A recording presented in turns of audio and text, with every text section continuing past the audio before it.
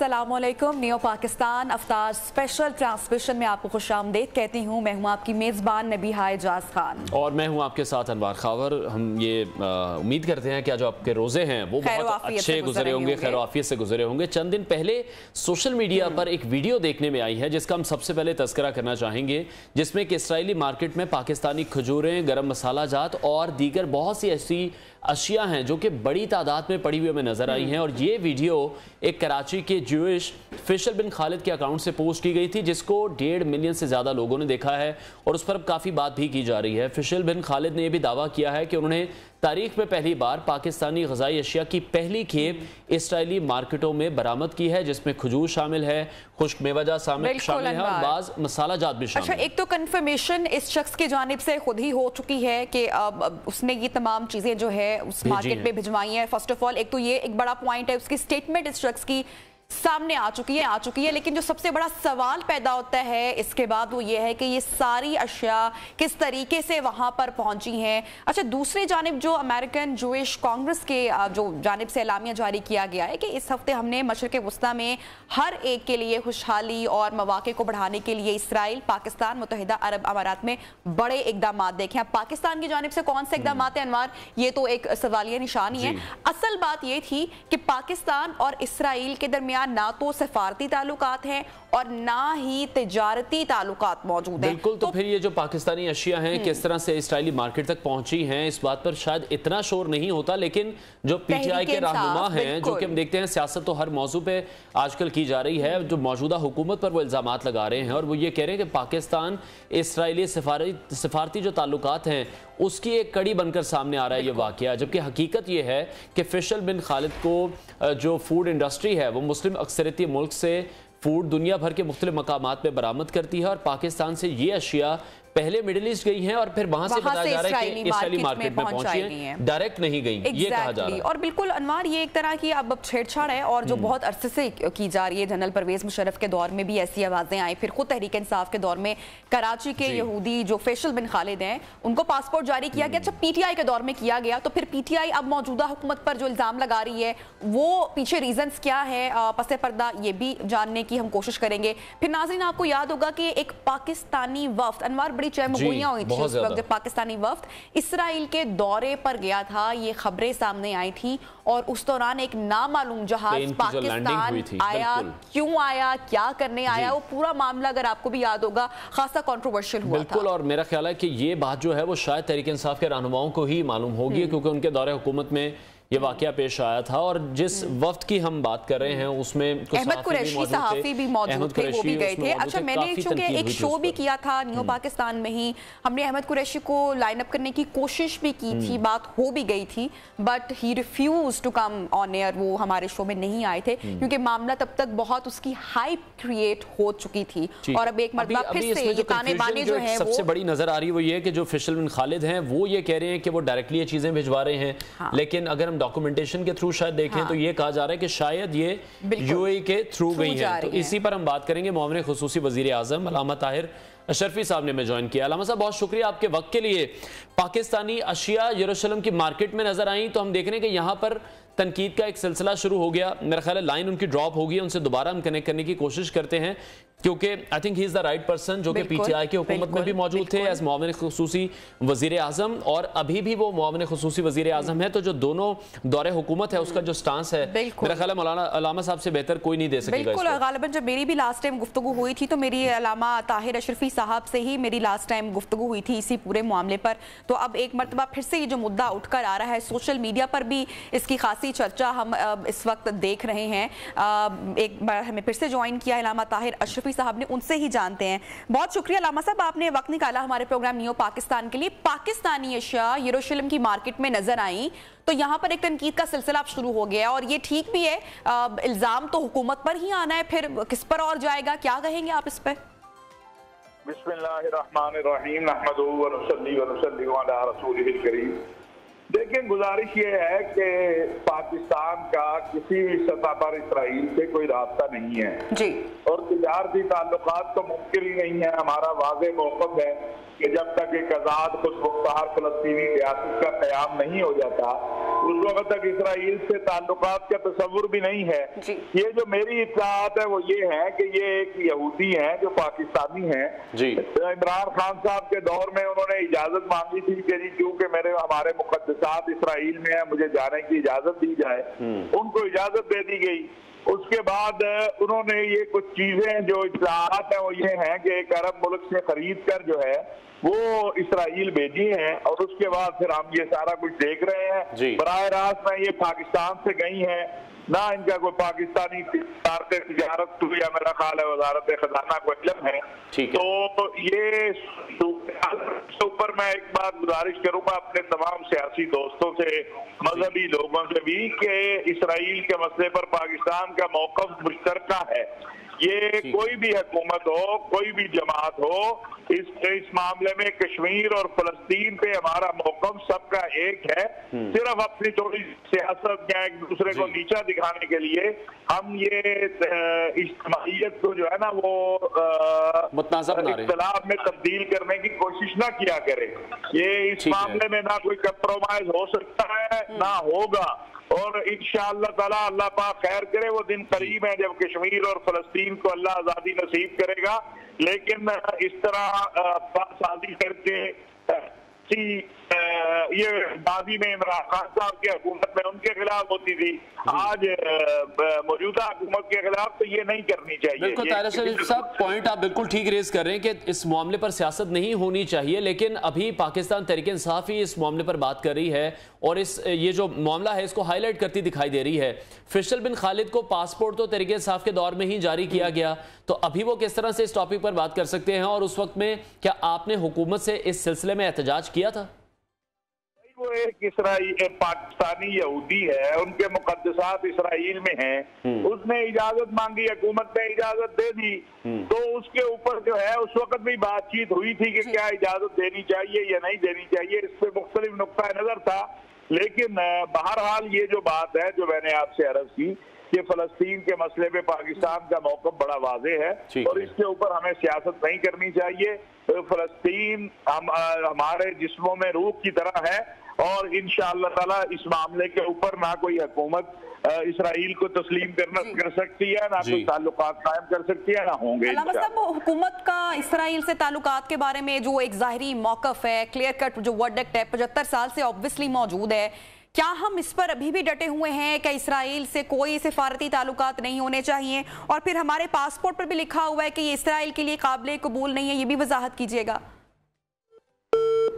हमारी line drop हो चुकी है। मौलाना ताहिर अशरफी साहब से हम गुफ्तगू कर रहे थे पूरे ऊपर, अनवार क्लियर कट चीजें जो है वो मौजूद हैं, उसी के ऊपर अल्लामा साहब जो है वो थोड़ी सी रोशनी डाल रहे थे। को नहीं भेजा गया, पाकिस्तान से वो चीजें नहीं खरीदी गई, और ये कह रहे हैं कि हुकूमत का जो मौक़िफ़ है वो 75 साल से हुकूमत का जो स्टांस है वो उस पर ही खड़े हैं, और किसी भी सूरत में जो इसराइल से ताल्लुकात हैं वो कभी भी काबिल कबूल नहीं है। टॉप स्टोरीज शामिल करते हैं अब।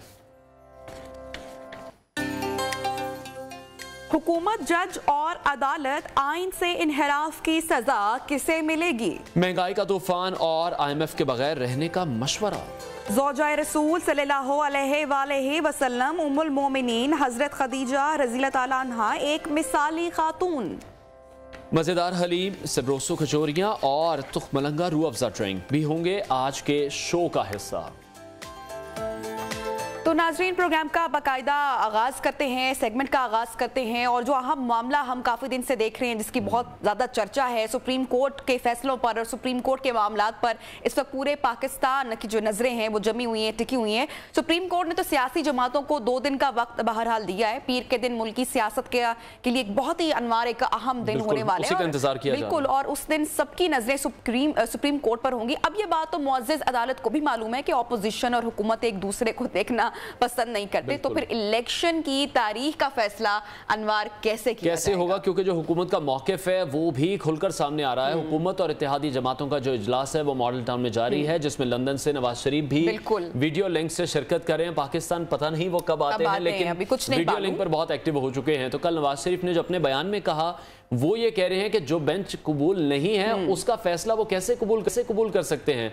और सोशल मीडिया अगर हम देखते हैं तो वहां पर तो बिल्कुल जंग सा माहौल है। मुस्लिम लीग नून और PTI के जो वोटर्स हैं सपोर्टर्स हैं वो एक दूसरे को ट्रोल कर रहे हैं, आस्तीनें उन्होंने चढ़ाई हुई हैं, लफ्जों की भरपूर गोलाबारी जारी है। और इसी तनाजुर में हम देखते हैं कि कुछ फेक खबरें भी सामने आ जाती हैं, हाँ। कुछ फेक पोस्ट बना दी जाती हैं। तो मरीम नवाज भी अब देख रहे हैं कि जो लगी लिपटी हैं उसके बगैर डायरेक्ट सवाल कर रही हैं। एहसन इकबाल के दिलचस्प ट्वीट हम देख रहे हैं, मंजर आम पर आ रहे हैं, खूब उस पर तबसरे हो रहे हैं, मीम्स भी बनाई जा रही हैं, जिस पर मरीम नवाज ने जवाबी ट्वीट भी किया और ये कहा यही कुछ तो है। ये भी पूछा जा रहा है कि आइन में कहां लिखा है कि जब अमन होगा तो तभी इलेक्शन होंगे, या तभी जो अदारे हैं वो अपनी सिक्योरिटी देंगे तो ही इलेक्शन और इसके साथ साथ ये भी कहा जा रहा है कि इलेक्शन कमीशन सदर की तय करदा जो इलेक्शन डेट है खत्म करके नई डेट देने का मजाज है, और इलेक्शन मुलतवी होने के बाद निगरान हुकूमतों का क्या जवाब है, और इसी तरह फिर निगरान हुकूमतों की जो आईनी हैसियत है वो भी एक सवालिया निशान बन गए हैं। बहरहाल जो हमने खबर शेयर की है इसमें 2 सवाल है जिनका जवाब हमें दूर दूर तक दिखाई नहीं दे रहा, बल्कि हम अपने एनालिस्ट से भी कोशिश करेंगे कि इसी बारे में बात करें।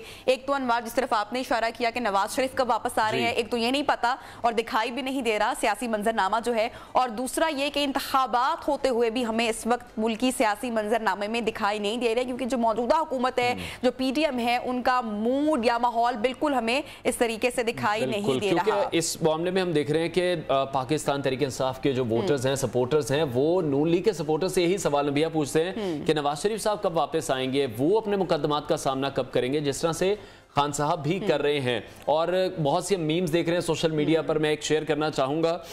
मर्दमशुमारी जिस तरह से जारी है तो वो मीम थी कि मर्दमशुमारी मुकम्मल हो गई है और सिर्फ एक बंदा कम है जो कि नवाज शरीफ साहब हैं। बिल्कुल, तो वो उनका इंतजार किया जा रहा है। अब देखते हैं कब वो वापस आते हैं, कब ये फैसला लेते हैं, क्योंकि उनकी सेहत से भी ये मामला कनेक्टेड है। डॉक्टर्स कब उन्हें परमिशन देंगे या वो खुद कब आना चाहेंगे। लेकिन मंडे का वेट किया जा रहा है कि कब सुप्रीम कोर्ट की जानिब से फैसला किया जाएगा। 2 रोज का वक्त तो दिया गया है सियासतदानों को, लेकिन ऐसा लग रहा है कि जो मौजूदा सूरत हाल है सियासतदानों के दरमियान, शायद 2 साल का भी वक्त इन्हें दे दिया जाए तो ये मुज़ाकरात नहीं करना चाहेंगे, ये नहीं साथ बैठना चाहेंगे।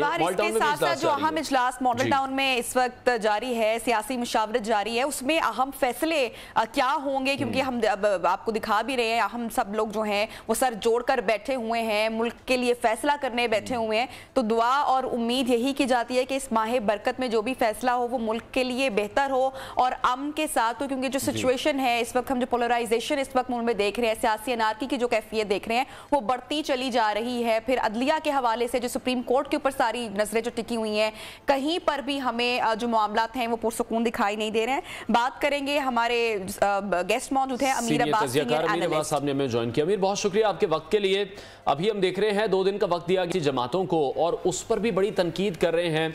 वफाकी वज़ीर कानून आज़म नज़ीर तारड़ ने कहा कि जिस तरह से सुप्रीम कोर्ट हमें ये कह रही है कि हम मिल बैठकर बात करें, तो शायद चीफ जस्टिस को भी चाहिए कि जो उनके ब्रदर जजेस हैं वो भी उनके साथ बैठें और बात करें। आपको लगता है जो मौजूदा सियासी सूरत हाल डेवलप हो चुकी है, सियासतदानों को तो शायद 2 साल भी दे देंगे तो इलेक्शन की डेट तो वो खुद फाइनल नहीं कर सकेंगे? देखिए, हुकूमत का रवैया मुझे लग रहा है कि वो जिसे कहते हैं ना कि इस शर्त पे खेलूंगी प्यार की बाजी जी, तो क्या तेरी हारू तो, मतलब वो तो चाहते हैं कि सिर्फ फैसला हमारे हक में आए तो हम मानेंगे, वरना हम मानेंगे। उन्होंने भी अपना ज़हन, जैसे वो कह रहे ना कि अदालत ने अपना ज़हन वाज़े कर दिया हुआ है, तो ज़हन हुकूमत का भी। एक बात याद रखिएगा कि जब ये केस सू मोटो के तौर पर टेकअप हुआ सुप्रीम कोर्ट, तो ऑनरेबल चीफ जस्टिस ने तमाम जो उसमें वकील थे उनके वकला से कहा, जिसमें फारूक केशवाई इसमें अटॉर्नी जनरल भी थे उस दौर के, सबसे कहा कि अपनी अपनी लीडरशिप से जाके बात करें, हम केस को 4 घंटे के लिए रोक दें, अदालत से आपको 4 घंटे का वक्त दें, 4 घंटे के बाद हम दोबारा बैठे, आप अपने अपने कायदीन से पूछ कर आए कि इलेक्शन की डेट क्या से होना चाहिए।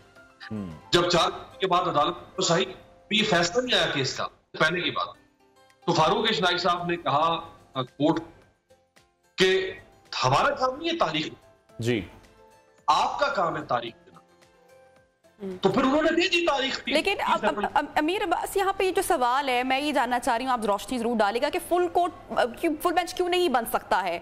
अगर सियासी जमातें इस पर मुतालबा कर रही हैं तो ऐसा तो नहीं है ना कि जो बाकी जो जजेस हैं वो इंसाफ नहीं करेंगे, वो दुरुस्त फैसला नहीं करेंगे? अच्छा, अब ये जो आपने नबिया सवाल किया कि अगर बाकी जजेस में बैठते हैं तो इसका मतलब है ये तो नहीं कि वो कोई इंसाफ नहीं करे।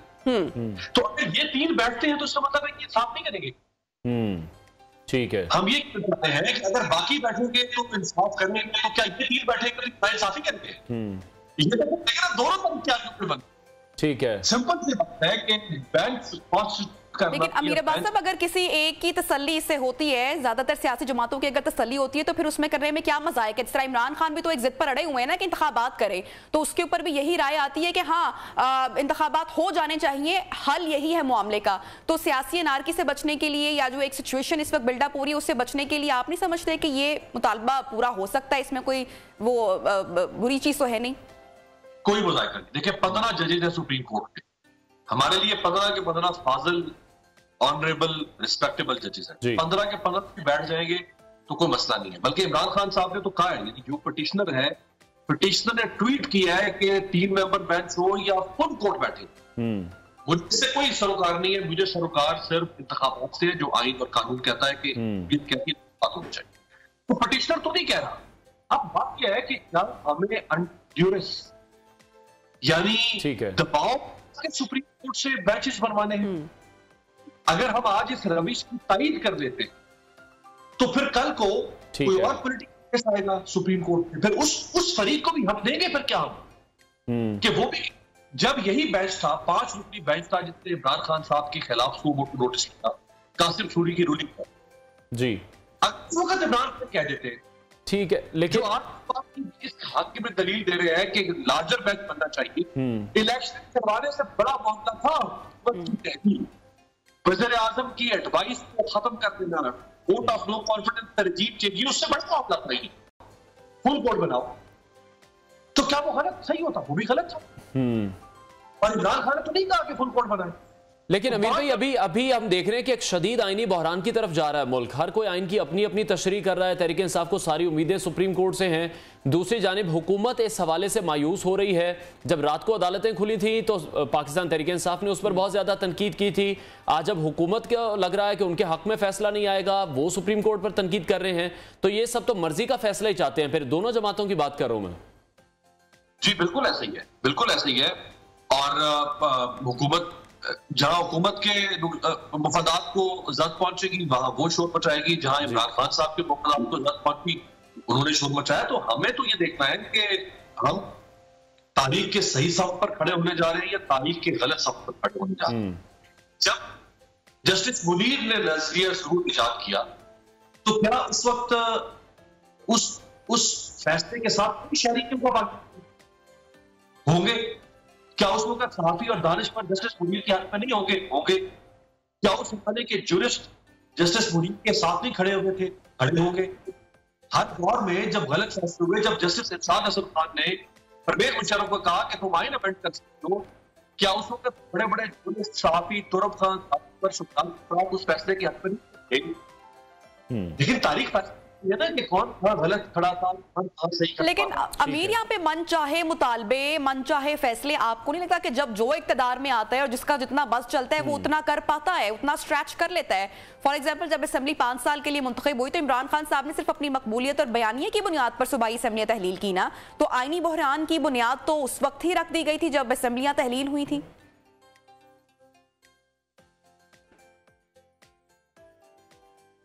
अमीर अब्बास से रब्ता कायम करने की कोशिश करेंगे और उनका यही कहना था कि जो मुतालबा किया जा रहा है हुकूमत की जानिब से वो इस वक्त गलत है। अमीर, सवाल अगर आपने सुना था तो उस पर कमेंट कीजिएगा। जी, असेंबलियां तहलील करने का जो शायद मैं सुन पाया तभी आपने फरमाया कि असेंबलियां तहलील करना। देखिए, असेंबली तहलील करने का जो आइन में दिया गया तरीका है वो बड़ा वाज़ेह है और अनएम्बिगुअस है, उसमें किसी किस्म का कोई शक नहीं मौजूद। मैं अगर ये इस गिलास में पानी डाल के अगर मैं तो आप इसको घटाघट करेंगे इफ्तार के बाद तौर पे। लेकिन अगर मैं ग्लास आपके सामने, मुझे लगता है कि कोई आमेजिश है किसी चीज की, तो आप इस पानी नहीं। ठीक, ये बिल्कुल क्रिस्टल क्लियर मामला है कि असेंबली तहलील चीफ एग्जीक्यूटिव का प्रेरोगेटिव है, वो चाहे या चीफ मिनिस्टर, और उसमें कोई कंडीशन आयद नहीं, वो इस तरह तोड़ सकता है और उस तरह नहीं तोड़ सकता। तो उस दोनों चीफ मिनिस्टर ने इसी कानून के तहत असेंबलियां था। अब आप उसमें ये इस गिलास में आप गंद डाल के करके पानी करने की कोशिश कर रहे हैं। इसने ऐसे ही तोड़ दी, ऐसे तोड़ दी उसको, तो भैया चैलेंज करते क्यों नहीं कंपटीशन किया? ठीक है, इबाम पैदा किया जा रहा है, इसमें प्रोपेगेंडा मशीनरी काम करती है भरपूर तरीके से जी। चीफ जस्टिस सुप्रीम कोर्ट जो है उसको कॉर्नर कर दिया गया। अमीर अभी अगर हुकूमत का भी स्टांस ये है कि जो मामले को मुतनाज़ा बना रहे हैं वो इमरान खान का ज्यादा हाथ है। उन्होंने अपनी अना और जिद की तस्कीन के लिए किसी भी चीज का लिहाज नहीं किया, कभी साइफर, कभी फौज, कभी अदलिया, कभी किसी को निशाना बनाया। तो अभी ऐसा ही लग रहा है कि नून लीग भी उन्हीं फुटस्टेप्स पर चल रही है। जैसे नवाज शरीफ अभी ये कह रहे हैं कि जो बेंच है 3 रुकनी उसका बॉयकॉट करना चाहिए, हमें तो उस पर एतमाद नहीं है। देखिए, जो जमातें ऑपोजिशन में होती हैं, एक बात, कुछ प्रिंसिपल्स है ना डेमोक्रेसी जी, जो जमातें ऑपोजिशन में होती हैं वो एहतजाज भी करती हैं, वो धरना भी देती हैं, वो प्रोटेस्ट भी करती हैं, और ये पूरी दुनिया में होता है। This is all about democracy ना। अगर आप उसको निकाल देंगे तो डेमोक्रेसी नहीं हो सकती। आप उसको कोई और निजाम बना सकते हैं, उसको आप फिक्स कब कह सकते हैं, उसको शेख कब कह सकते हैं, लेकिन जमहूरियत में ऑपोजिशन उसमें बहन हो सकती है कि वो सही कर रही है या गलत कर रही है। ठीक है, आपकी नजर में या मेरी नजर में सही, मेरी नजर में गलत, आपकी नजर में सही। जब ये जमातें ऑपोजिशन की सवाल, इन्होंने क्या किया, एक दिन सुकून से ना बैठे ना बैठ किया। 25 जुलाई को इलेक्शन था, 26 जुलाई को वो बड़ी यादगार तस्वीर है, जिस तस्वीर में सारी आने वाली जमातों की लीडरशिप, टॉप क्लास लीडरशिप जी, और उन्होंने कहा कि हम इस इलेक्शन को नहीं, आपने भी तो रहमत का रास्ता है ना, आपने भी तो जो राइट था, मैं आपके राइट तस्लीम करता हूं और उसको एंडोर्स करता हूं। उसके बाद 2 दफा पीटीएम ने, मौलाना साहब ने, 1 दफा बिलावल भुट्टो ने कॉन्फ्रेंस किया, फिर उन्होंने एक प्लेटफॉर्म बनाया एहतजाज का नाम पीटीएम रखा।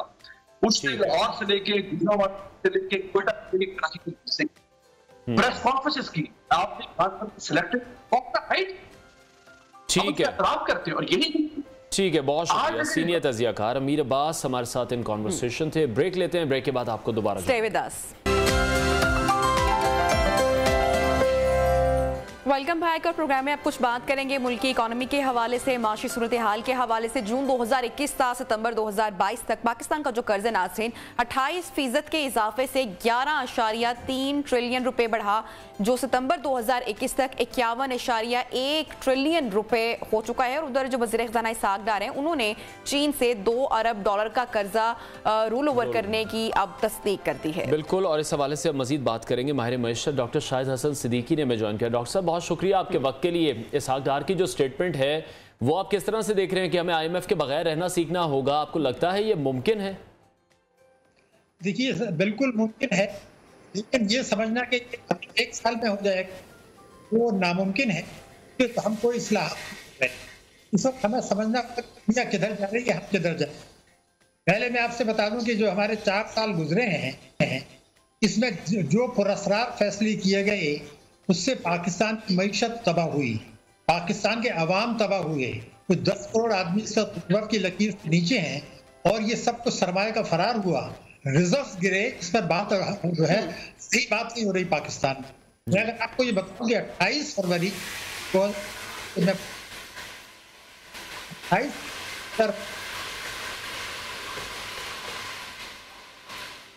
जी, डॉक्टर शाहिद हसन सिद्दीकी हमारे साथ इन कॉन्वर्सेशन है। आपकी आवाज़ हम सर नहीं सुन पा रहे हैं, आपको दोबारा कनेक्ट करते हैं, आपकी आवाज़ हम तक पहुंचे, फिर आपका जो एनालिसिस है। जी सर, बात मुकम्मल कीजिएगा। आवाज़ आ रही है आपको? जी सर, अब आ रही है आवाज़।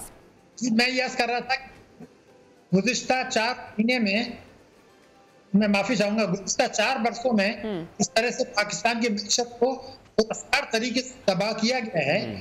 हमारे मईशत का तबाह को रस्ते अवाम तबाह हुए, पाकिस्तान की सरहदों को खतरा, पाकिस्तान की सलामती को खतरा पैदा हुए, और अब इसको ठीक करना कोई आसान काम नहीं होगा। मगर जो चीज मैं बताना चाह रहा हूँ कि हम हक़ाइक़ को तस्लीम नहीं कर रहे।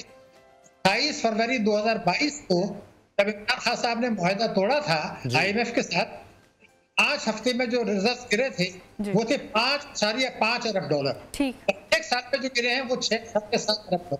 एक साल में 6.7 अरब डॉलर, उस 5 हफ्ते में जो गिरे 5.5 अरब डॉलर, से बर्बादी का आगाज हुआ। डॉक्टर शाहिद, मुझे बताएगा, चूंकि टाइम कम है इसलिए मैं अगले सवाल की जानिब बढ़ना चाहूंगी कि चीन ने जो कर्जा रोल ओवर किया है इससे हमें कितना फायदा मिलेगा, और दूसरा चीन ने फिर पाकिस्तान के साथ काम करने का इरादा उसका इजहार किया है। आप पीटीआई को चीन से ताल्लुकात जो सर्द हुए उसका जिम्मेदार समझते हैं? देखिए, मैं आपको पहली एक बात बता दूं, अब सियासत से हटके मैं बात करना चाहता हूं। चीन ने हमारी मदद कर रहा है, IMF भी चाहता है कि हमें कर्जा दे दे, और अमेरिका भी चाहता है हमें कर्जा मिल जाएगा, इसमें कोई किसी पाकिस्तानी को शुबा नहीं होना चाहिए, हमें कर्जा मिल जाएगा।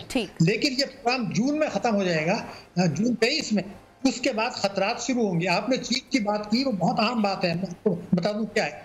चीन जो है, अमेरिका की पॉलिसी का जो सबसे अहम नुकता है वो है चीन की बढ़ती कुव्वत को कंट्रोल करना है, और उसमें स्पेक बड़ा अहम है। इस वक्त चीन जो है वो आपने देखा कि उसने ब्रिक्स बनाया है, जिसमें पाकिस्तान नहीं है बल्कि इंडिया है। उसने एशिया इंफ्रास्ट्रक्चर इन्वेस्टमेंट बैंक बनाया है, उसने ईरान और सऊदी अरब के साथ ताल्लुकात ठीक किए हैं, उसने रूस के साथ ताल्लुकात बढ़ाए हैं। अब अमेरिका ये चाहता है उसको कंट्रोल करने के लिए चीन को, वो पाकिस्तान पर दबाव बढ़ाएगा, नंबर 1। नंबर 2 ये कि चीन चूंकि अब 1,000 अरब डॉलर का इन्वेस्टमेंट कर रहा है, तो आलमी मालियाती निजाम में हिस्सा चाहता है। अगर पाकिस्तान को ये गलत फहमी है कि चीन 2024 में भी आलमी निजाम के हटके हमारी मदद करेगा, तो हम अपने आप को धोखा दे रहे हैं। चीन के नजदीक बहुत अहम है कि वो अपने युआन को दुनिया में एक्सेप्ट कराए, अमेरिका के मुकाबले पर आए। उसके लिए वो भारत से ताल्लुकात बढ़ाएगा, पाकिस्तान से वो दोस्त रहेगा, लेकिन आलमी मालियाती निजाम हट के पाकिस्तान की मदद नहीं करेगा। यानी IMF के बगैर हम चीन हमारी मदद नहीं करेगा, नंबर 1। नंबर 2 ये कि चीन भारत के साथ जो उसकी तिजारत है वो हमारी दुनिया भर की तिजारत से ज्यादा है। तो अब वो पाकिस्तान से ये कहेगा, बल्कि इशारतन कहा है कि आप सीपेक जो है वो कनेक्टिविटी है।